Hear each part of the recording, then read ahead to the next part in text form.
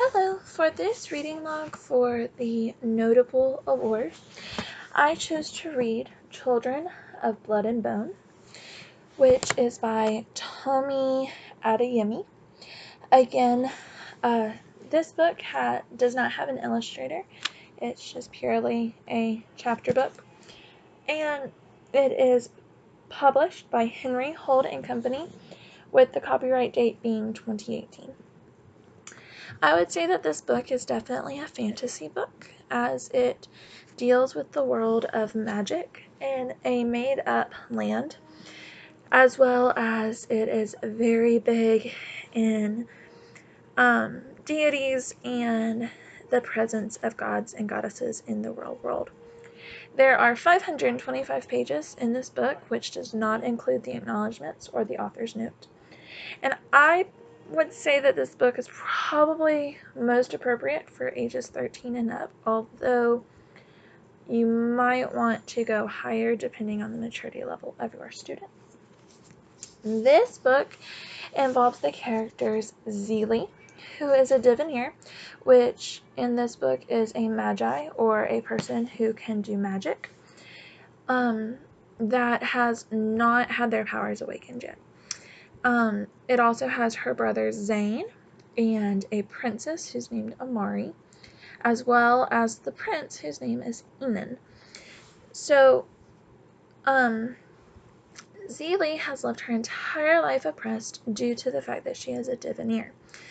And the history of the Magi is that they were chosen specifically by the gods to have powers, and they are considered to be earth-bound siblings of the gods, and they share the same powers that the gods share in the skies.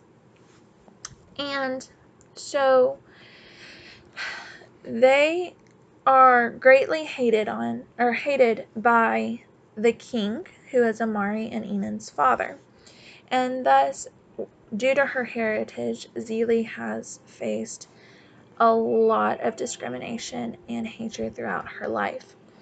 When Amari's handmaiden, who is also her really great friend, is killed due to being a diviner, she decides to steal a magical scroll which has the abilities to reawaken Magi's powers, due to the king having stolen magic away from the earth 10 years ago in a raid, which also ended up killing Zelie's mother, as well as all of the other magi, leaving only the diviner children alive and never allowing their powers to awaken. In a chance encounter, Amari meets up with Zelie and Zane, and thus they begin a journey to bring magic back. The king chooses to send Enan, as well as Kaya, who is his captain, as well as the woman who the king is having an affair with, to capture them and bring them to justice, as he sees fit. However, during their journey to capture them, Enan discovers that he too is a magi, and he begins to hate himself and fear himself and his powers, as well as the reaction that his father will have. This also leads Enan to kill Kaya because he realizes that she is aware of his powers. So after they meet up, Enan does find peace with his abilities through Zelie, and they do begin a romantic relationship. However, shortly after that, Zelie is captured, and Enan must retreat back to his princely duties in order to protect her. However, again, after Zelie is rescued, Enan does decide that he wants to revert to his old ways and helps his father betray Zelie and her friends by telling them where they're going, which is a secret island with the 3 magical artifacts to try to restore magic.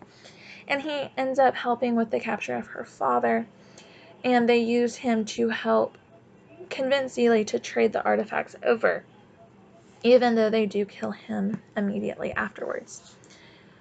Throughout the battle that ensues, Enan tricks Zelie to destroy the scroll, but Zelie still manages to find a way to restore magic through a blood sacrifice.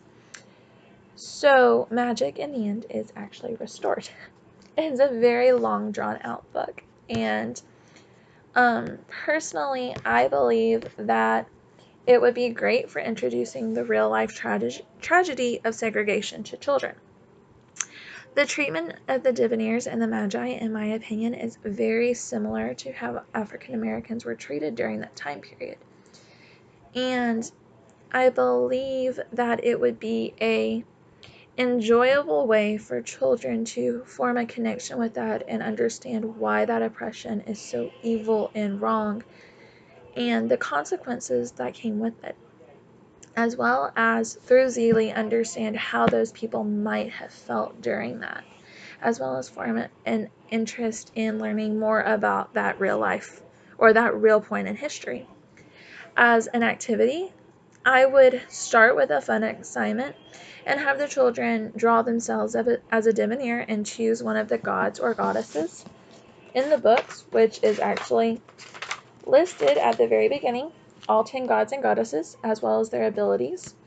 And I would have them pick one, draw themselves as a Divineer, and detail their abilities and why they chose that.